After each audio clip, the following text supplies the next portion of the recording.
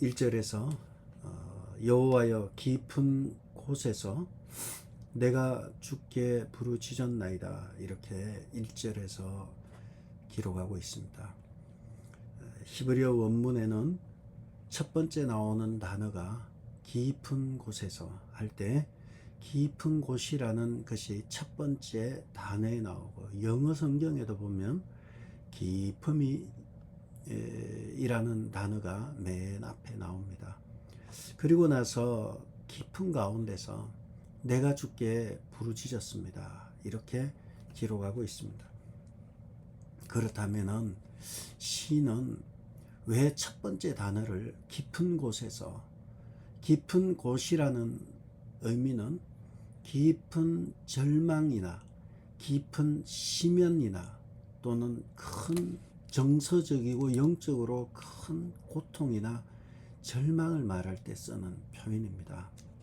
시인은 1절로 놓고 보면 지금 깊은 수렁에 빠져 있습니다. 그래서 깊은 수렁에서 그가 할 수 있는 것은 여호와여 내가 주께 부르짖나이다, 주님께 부르짖고 있는 시인을 보면서 우리가 알 수 있는 것은 시인은 지금 굉장히 어렵다는 거예요. 근데 이 깊은 심연이나 깊은 절망, 그 깊은 곳은 스스로의 힘으로 빠져나올 수 없는 곳이 됩니다. 이것은 우리의 힘으로 되지 않아요. 과연 이 고난이, 과연 이 절망이 끝날 수 있을까? 여기서 끝나겠는가? 이런 마음이 들 정도로 깊은 절망 가운데 빠져 있는 것입니다. 시인은 계속해서 1절에서 내가 요 깊은 곳, 정확하게 원문대로 해석하면 깊은 가운데서 내가 주님의 이름 여호와를 부릅니다, 이렇게 하는 거예요. 그래서 우리가 1절의 말씀을 놓고 보면 깊은 가운데서 우리가 할 수 있는 것은 사람으로서는 할 수가 없어요. 깊은 가운데서 내가 당신의 이름을, 여호와의 이름을 부릅니다, 이렇게 원문 그대로는 그렇게 되어 있습니다. 이 깊은 절망, 깊은 심연과 같은 고통은 시편 23편 4절에서도 내가 사망의 음침한 골짜기로 다닐지라도, 내가 사망의 음침한 골짜기를 다닌다는 거예요. 그래도 내가 두려워하지 아니할 것은 주의 지팡이와 막대기가 나를 지키시는 것처럼, 사망의 음침한 골짜기에서 나를 지키는 것은 여호와의 이름, 주님의 이름이고 주님만이 함께 지킨다는 거예요. 어떻게 해요? 주께서 나와 함께 하심이라, 임마누엘로 함께 하실 때 이겨나갈 수 있는 것입니다. 인생길을 걸으면 때로는 사망의 험침한 골짜기가 깊은 심연을 이루고 우리를 당길 때도 많습니다. 한 번도 경험하지 못한 인생에서 이 깊은 절망 가운데 빠질 때도 있습니다. 자포자기하고 싶은 마음이 저절로 드는 때도 있습니다. 바로 그 깊은 곳에서 우리가 할 일은 부르짖는 것입니다. 여기서 부르짖는다는 것은 한국 표현으로 막 울부짖고 그런 거 아니에요. 주님의 이름을 부르는 거예요. 여호와여, 여호와여. 주님의 이름을 부르고 주님 앞에 나아가서 마음을 내어놓고 간절히 기도하는 것입니다. 신앙이 성숙하다는 것은 이 절망을 이겼을 때 성숙한 거예요. 그래서 신앙의 깊이라는 것은 그냥 할렐루야 하고 돌아다닌다고 깊어지는 거 아니에요. 살아가면서 깨달은 거예요. 여호와는 주 외에는 다른 이가 없으시며 주는 거룩하시며 여호와는 죽이기도 하시고 살리기도 하시며 서울에 내리게도 하시고 올리게도 하시며 여호와는 모든 것을 다 가능하다는 깊은 가운데 깊은 신앙이 나오는 거예요. 현실에 굴복이 돼서 절망, 오늘도 절망, 어제도 절망, 내일도 절망, 그거는 깊은 신앙이 아니에요. 아무리 그가 주님의 이름을 부른다고 해도 삶이 절망이고 얼굴이 절망이고 표현이 절망이라면 그것은 우리는 위선이라 부르는 거예요. 깊은 어려운 환경 가운데 있지만 마음은 기쁘고요. 마음은 승리의 확신이 들고 막 그냥 어쩔 줄 몰라 하는, 하나님이 주시는 기쁨이 넘쳐나는 거예요. 그런 사람이 성숙한 거예요. 여러분의 신앙이 기쁨을 통과해서 성숙한 신앙이 되기를 바랍니다. 하나님은 이 성숙한 신앙을 위해서 때로는 계속 깊은 곳으로 지긋지긋하게 끌고 가실 때가 있어요. 지긋지긋하게 끌고 가시게 되면 마침내 우리는 두 길을 만나게 돼요. 여기서 내 길을 갈 것인가? 아니면 여기서 주의 이름을 부를 것인가? 결국은 매년마다 번제를, 서원제를 하나님 앞에 제사를 드리려고 실로로 나아갔던 엘가나와 한나의 부부처럼, 특별히 한나처럼 오랫동안 불임으로 인해서 괴로워하고 고통스러워하는 그 과정을 지나서 그가 깨달은 것은 내가 여호와께 부르짖어야 되겠구나. 내가 주의 이름을 불러야 되겠구나. 내가 성전으로 나아가야 되겠구나 하고 나아간 거예요. 오늘도 깊은 이러한 내가 깊은 곳에서 결국은 주님을 만나게 되는 것입니다. 그래서 깊은 곳에서 주님을 만나고 2절에 보시면 주여 내 소리를 들으시며 나의 부르짖는 소리에 귀를 기울이소서. 1절도 그렇고요. 2절도 그렇고요. 반복되는 것이 부르짖음이에요. 내가 주께 부르짖었다 1절이고요. 2절에서는 나의 부르짖음에 귀를 기울여 달라 해서 반복되는 것은 부르짖음이 반복되고요. 그 다음 또 반복되는 것이 들어달라는 거예요. 내 소리를 들으시고 내 부르짖음을 주께서 귀를 기울이소서. 주님이 무슨 귀가 있어요. 그러나 이 의인화된 표현이죠. 주께서 내 기도를 들어달라고, 나의 부르짖음을 들어달라고 간절히 기도하는 것입니다. 여기서 2절의 주여는 1절의 여호와하고 다릅니다. 2절의 주여는 아도나이라는 단어예요. 아도나이, 주인, 이런 뜻이에요. 그래서 2절에 주여 내 소리를 들으시고 나의 부르짖음에 귀를 기울이소서 할 때 이 주여 아도나이라는 이 단어는 주인과 종의 관계를 말합니다. 당신은 나의 주인이십니다. 나는 당신의 종이고 당신은 나의 주인이시며 나는 주인의 뜻을 따라 행합니다. 종이 무슨 책임이 있겠어요? 주인이 하라면 하는 거죠. 책임도 주인이 지시하죠. 뭐 이런 것까지 발전했는지는 모르겠어요. 그러나 아도나이란 단어는 주여, 이 말은 주종의 관계를 말할 때 말하는 거죠. 주님, 당신은 나의 주인 아니십니까? 나는 당신의 종이고 당신은 나의 주인이신데 나의 이 소리에, 나의 이 부르짖음을 들어주세요. 내 소리를 들으시고 내 부르짖음에 귀를 기울여 주세요. 간절하게 하나님께 나아가는 거예요. 기도는 이런 거예요. 기도는 내가 하고 싶은 말 쭉 나열하고, 똑같은 주연데 하고 싶은 말 다 나열하고 하나님을 종처럼 부려먹는 게 기도가 아니에요. 하나님 안 들어주면 나한테 맴매 이러는 거 아니에요. 하나님이 주인이시고 주님 나를 좀 불쌍히 여겨주시고 나를 긍휼히 여겨달라고. 주님은 나의 주인이십니다. 나는 당신의 종 아닙니까? 주인이 종 챙겨야지. 주인이 종 챙겨 주셔야지 내가 뭐가 되겠습니까? 뭐 이렇게 그런 뜻으로도 나아갈 수 있는 거예요. 주여 내 소리를 들으시고 내 부르짖음에 귀를 기울여 달라고 기도하는 가운데 그가 깨달음이 오기 시작을 합니다. 기도라는 것은 그렇습니다. 하나님 앞에 전심으로 나아가 기도하게 되면 기도가 바뀌기 시작하고요. 기도에 깨달음이 와요. 그가 깨달은 것은 3절에 여호와여 주께서 제약을 지켜보실진데 주여 누가 서리이까. 이 나의 깊은 곳 가운데 있는 이것이 주께서 제약을 지켜보실 때 보실진대 누가 주연 누가 서리이까, 이 말을 통해서 시인은 이 깊은 곳에 처한 것이 자신의 제약이었음을, 내가 하나님께 등을 돌린 삶을 살았고 내 인생의 주인은 나였음을, 나처럼 살았고, 내가 신앙생활 한다고 하면서 결국은 하나님의 영광을 위해 사는 삶이 아니라 나의 자존심과 내 생각을 강조하면서 결국은 하나님의 나라를 위해 사는 것이 아니라 내 나라, 내 왕국을 위해서 살았구나 깨닫게 되는 것입니다. 회개라는 것이죠.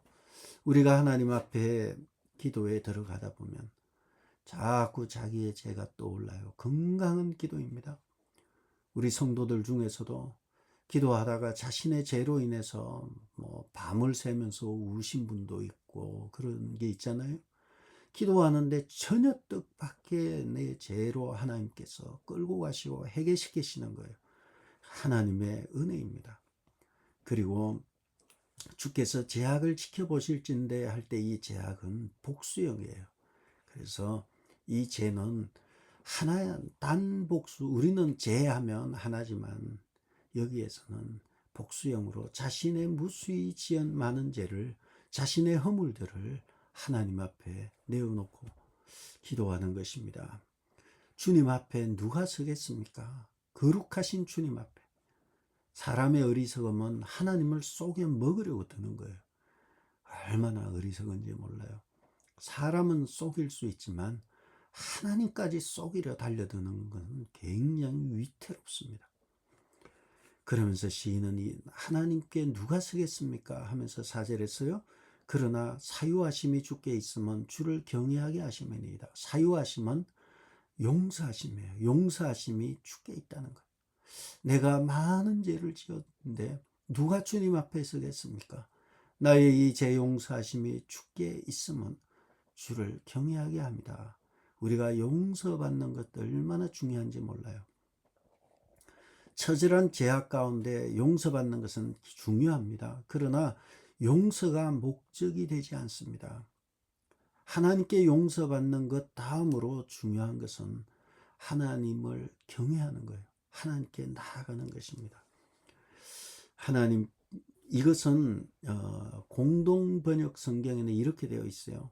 용서하심이 당신께 있사오니 이에 당신을 경외하리이다.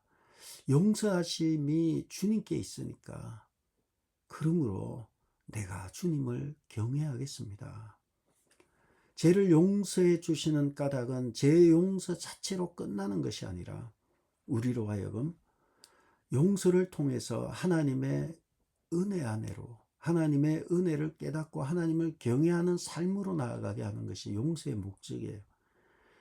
용서만 받고 끝나는 것이 아니라 이것이 하나님께로 더 나아가는 그러한 계기가 되고 하나님 나라, 하나님이 다스리시는 그것이 나와 내 주위에 이루어지는 것까지 나가는 것이 용서의 진정한 목적이에요.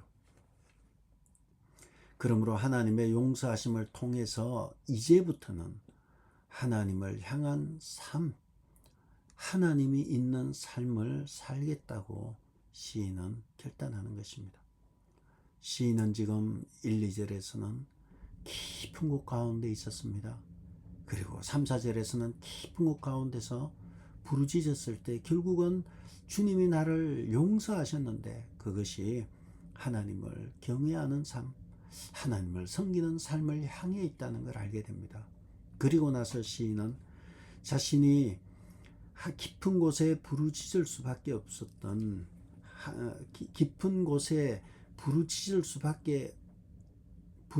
분은 오직 하나님밖에 없음을 알고, 또 깊은 곳에서 건져내실 분도 오직 하나님밖에 없음을 알고, 그리고 죄를 용서하시는 분도 오직 하나님밖에 없음을 알고 시인은 간절히 사모하게 되는 것입니다. 무엇을 사모하는가 하면 5절에 나 곧 내 영혼은 여호와를 기다리며 나는 주의 말씀을 바라는도다. 이렇게 되어 있지만 나 곧 내 영혼은 이렇게 있지만 실질적으로는 나는 주님을 바라는데 그 나는 누군가 하면 my whole being이라고 되어 있어요. 나의 전 존재, 나의 모든 존재는 여호와를 바라고 있고, 그리고 나는 주의 말씀을 바라는도다 이렇게 되어 있지만 나는 나의 소망을 하나님의 말씀에 둡니다 이런 뜻이에요. 하나님의 말씀에 나의 모든 소망을 두고 내 영혼은 여호와를 기다린다는 거예요. 그러니까 이제는 시인은 깊은 곳에서 시작을 했는데 분위기가 바뀌더니 이제는 내가 주님을 기다린다는 거예요. 나의 모든 존재가, 나의 온 몸이 주님을 기다리고 있고 기다리며, 그리고 나는 하나님의 말씀에 소망을 둡니다. 이렇게 시인은 바뀌기 시작을 합니다. 여기서 중요한 것은 기다린다는 거예요. 여러분, 기다린다는 것이 기다리는 거잖아요. 누가 올 것을 기다리는 거잖아요. 그런데 여기서 중요한 것은 우리는, 오늘 시인은 누구를 기다리고 있나요? 내 영혼은 여호와를 기다리며, 여호와를 기다린다는 거예요. 여러분은 누구를 기다리고 있습니까? 사람을 기다리고 있고 도울 사람과 도울 것들을 기다린다면 어리석은 거예요. 우리는 나의 모든 존재는 여호와를 기다리며 나는 나의 희망을, 나의 소망을 주님의 말씀에 두었습니다. 기다리는 것은 하나님을 기다리는 거예요. 그러므로 시인은 하나님을 기다리고 있고요. 시편 40편에도 보면 오직 여호와를 앙망하는 자는 새 힘을 얻으리니 독수리가 날개치며 올라감 같을 것이다. 앙망한다. 누구를 앙망하냐가 중요해요. 여호와를 앙망하는 거예요. 사람을 기다리고 사람을 앙망하는 것이 아니라 여호와를 기다리며 여호와를 앙망하는 자, 오직 하나님일 때에 의미가 있는 것입니다. 얼마나 간절히 기다리는지, 내가 여호와를, 하나님을 내가 얼마나 간절히 기다리는지. 6절에 보면 파수꾼이 아침을 기다림보다 내 영혼이 주를 더 기다리나니 참으로 파수꾼이 아침을 기다림보다 더하도다. 이 반복은 사실은 문장에서 반복은 쓸데없는 거예요. 여러분, 반복하는 문장은 자꾸 보면 왜 반복하나 막 그래요. 그러나 성경에서는 반복은 강조를 의미해요. 물론 반복 자체가 막 강조하려고 또 하고 했던 얘기 또 하고 하죠. 성경에서 이 반복은 강조를 말합니다. 그 강조는 파수꾼이 아침을 기다림보다 내 영혼이 주를 더 기다립니다. 또 참으로 파수꾼이 아침을 기다림보다 내 영혼이 더 하둡니다. 이렇게 반복하는 거예요. 이게 얼마나 간절히 아침을 기다리는 거예요. 파수꾼들이 아침을 기다리는 것처럼 나는 주님을 기다린다는 거예요. 며칠 전에 한 여자 청년이 유튜브에서 이 여행을 좋아해요. 그래서 이 사람은 걸어서 여행을 그렇게 다니고 그걸 다 찍어요. 1일차, 2일차 해서 서울서 부산까지 뭐 2주간에 걸쳐서 걸어가는 거예요. 하루에 한 40km씩, 3, 40km씩 걸어서 내려가는 거예요. 그러다가 다른 비슷한 그 사람인지는 모르지만 저 경기도 어느 산에 가서 겨울에 영하 20도에서 텐트 치고 자는 거예요. 그것을 유튜브로 또 찍는 거예요. 아, 저 참 힘들겠다. 바람이 안 부는 데서도 이 영하 20도에 자기 힘든데 텐트에다가 또 핸드폰 카메라 스탠드 이렇게 설치해서 핸드폰으로 찍어가면서 막 시간대도 찍고 그러다가 이제는 그만 자야겠습니다. 그러다 자더니 얼마 안 있어서 또 깨는 거예요. 너무 춥고 그러니까 먹으려고 두었던 빵도 다 얼어버리고, 깨고 보니까 뭐 시간은 제가 못 봤는데 한 3시 정도 된 것 같아요. 3, 4시 된 것 같아요. 잠을 못 자는 거예요. 이제 거기에 그 카메라에 비친 그 사람이 잠을 못 자는 거예요. 그러면서 해가 뜨면 가야죠. 그러면서 그때부터는 이제 해를 기다리는 거예요. 마침내 해가 뜨니까 돌아가는 거예요.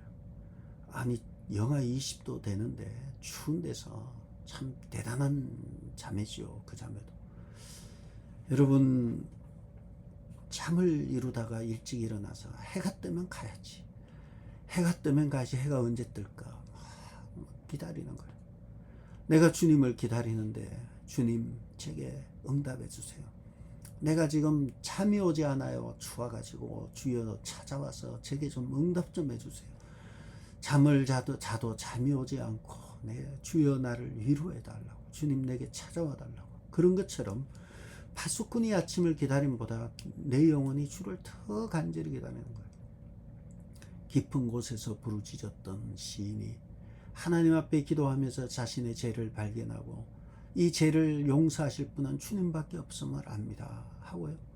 그리고 그가 그 주님을 얼마나 간절히 기다리는지 간절히 기다리는 거예요. 뿐만 아니라 7, 8절에서는 이스라엘아 여호와를 바랄지어다. 여호와께서 인자하신가 풍성한 속량이 있음이라. 속량은 죄 용서예요. 8절에 그가 이스라엘을 그의 모든 죄악에서 속량하시리로다. 모든 죄악에서 용서하실 것이다.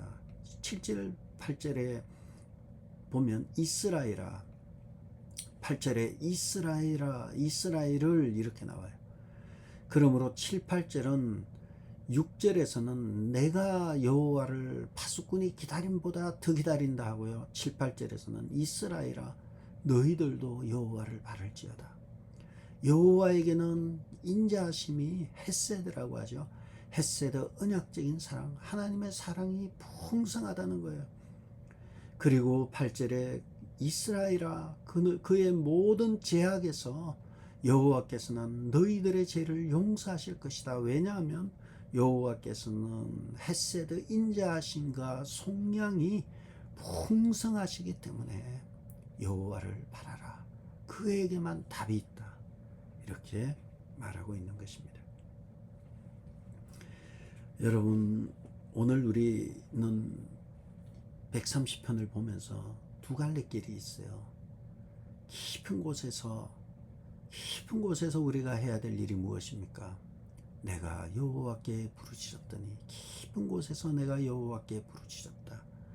깊은 곳에서 부르짖어서 자신을 보고 또 이웃을 보고 나라를 보고 하는 여호와를 보면서 나아가는 것은 건강하고 바른 신앙이고, 깊은 곳에서 부르짖어도 수렁에서 헤어나오지 못하고 계속 그렇게 있다면 위험한 길이 됩니다. 여러분,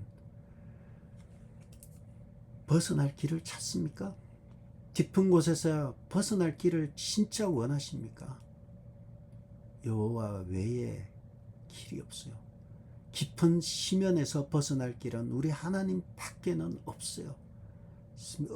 의지할 사람이 없고요. 믿을 존재가 없어요. 하나님 외에는 우리를 구원해 줄 분이 없어요. 여호와의 인자하심과 속량하심이 풍성한 거예요. 탈출하고 싶으면 주님께 나와야 돼. 주님께 나오지 아니하고 탈출할 길을 찾는다는 것은 어리석은 것입니다. 시인은 지금 깊은 곳에서 여호와의 이름을 부르짖다가 1, 2절에 보면 부르짖고 간절히 부르짖은 거예요. 그래서 마침내 내 죄를 발견하게 되는 거예요. 내가 무엇이 잘못되었는지 깨닫게 되고요. 그리고 사죄의 은총, 사유하심이 주께 있습니다. 용서하심은 주께 있습니다. 나와서는 내가 파수꾼이 기다림처럼 나는 기다리고, 그리고 이스라엘아 너희들도 여호와를 기다려라 하는 거죠. 깊은 절망과 소망 사이에 무엇이 있었습니까? 부르짖고 부르짖었다는 게 있어요. 여호와께 매달렸다는 것이 있어요. 깊은 절망 가운데 한나는 답을 찾은 거예요. 여호와께로 가야지. 하나님께로 가야지. 그때에 한나에게는 답이 임한 거예요. 탈출구는 여호와께서 그에게 임신하지 못하게 하심으로 답은 주님께 있었던 것이었습니다. 절망 가운데 할 일은 주님의 이름, 나의 주 나의 하나님 아도나이, 그분께 나아가야 하는 것입니다. 절망에서 승리의 확신으로 끝나는 기도가 바르고 건강한 기도입니다. 절망에서 절망으로 끝나는 것은 어리석은 것입니다. 그러므로 절망에서 희망으로 소망으로 끝나는 것은 반드시 부르짖고 하나님을 만나야 합니다. 하나님을 만나면 하나님이 주시는 평안이, 기쁨이 임합니다. 하나님의 나라는 먹고 마시는 것이 아니라 오직 성령 안에서 의와 평강과 희락이다. 하나님의 나라는 의와 평강과 희락입니다. 비록 환경은 어려워도 내 영혼이 기뻐하고 안심을 하고 안전한 거예요. 여호와와 같은 반석이 내게 없다. 한나의 기도에 나오잖아요. 주 같은 분이 없고 여호와 같은 반석이 없다. 주님은 흔들리지 않는 든든한 반석임을 알기에 지금 내가 좀 파도가 치고 어려움이 있어도 흔들리지 않는 것입니다. 우리 성도들 중에 오래됐죠. 제가 만날 때부터 이렇게 얘기를 했어요. 목사님, 과연 이것이 끝이 날까요? 이런 말씀을 하신 분이 계셔요. 그런데 끊임없이 주님 앞에 부르짖고 기도하고 매달릴 때 하나님께서 그 문제를 시간이 걸려요. 시간이 걸려도 매듭을 지어주시고 정리해 주심을 목도하였습니다. 마찬가지입니다. 우리는 답답함으로 빨리 왜 안 이루어지나 답답함이 있지만 매달리고 부르짖으면 여호와의 인자하심을, 풍성하신 사랑을 경험하고 여호와의 풍성한 속량을 경험하고 주님이 주시는 기쁨과 평안이 넘쳐날 것입니다. 여러분, 탈출구는 우리 주님밖에 없습니다. 우리 주님은 그 아무도 헤어나올 수 없는 유일한 밧줄입니다. 튼튼한 동아줄입니다. 썩은 줄이 아니에요. 깊은 수렁에 빠진 여러분들, 든든한 우리 주님 아도나이, 나의 주 나의 하나님, 그 밧줄을 든든히 붙들고 계시면 하나님께서 수렁에서 건져주시고 그리고 하나님의 평화의 나라로 인도하실 것입니다. 이러한 은혜가 여러분에게 넘치기를 주의 이름으로 축복합니다. 아버지 하나님, 깊은 수렁에서 시작하였지만 마침내 내가 여호와를 간절히 기다리는데 파수꾼이 기다림보다 더 주님을 기다리는 시인처럼 주님을 기다림으로 응답받는 귀한 주의 성도들 되게 도와주옵소서. 예수님의 이름으로 기도드렸습니다. 아멘. 하늘에 계신 우리 아버지여, 이름이 거룩히 여김을 받으시오며 나라의 마옵시며 뜻이 하늘에서 이룬 것 같이 땅에서도 이루어지이다. 오늘 우리에게 일용할 양식을 주옵시고 우리가 우리에게 죄지은 자를 사하여 준 것 같이 우리 죄를 사하여 주옵시고 우리를 시험에 들게 하지 마옵시고 다만 악에서 구하옵소서. 나라와 근세와 영광이 아버지께 영원히 있사옵나이다.